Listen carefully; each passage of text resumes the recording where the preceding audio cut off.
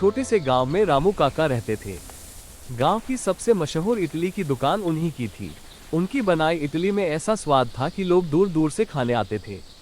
लेकिन समय के साथ रामू काका बुजुर्ग हो गए। उनकी बस एक ही इच्छा थी, मेरे बाद मेरा बेटा इस दुकान को संभाले। पर उनका बेटा गांव से दूर विदेश में नौकरी करता था। उसे लगता था कि गांव की दुकान से भविष्य नहीं बनेगा। एक दिन अचानक फोन आया, आपके पिता अब इस दुनिया में नहीं रहे। बेटा सब कुछ छोड़कर तुरंत गांव आ गया। पिता का अंतिम संस्कार किया। कुछ दिन बाद उसे एक पुराना पत्र चिट्ठी मिला। उसमें लिखा था, मेरे जाने के बाद मेरा बेटा ही मेरी दुकान चलाएगा।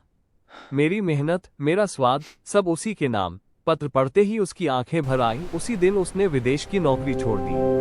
उसने दुकान संभाली, पूरी मेहनत की। लेकिन एक बड़ी समस्या थी, इडली में पिता जैसा स्वाद नहीं था।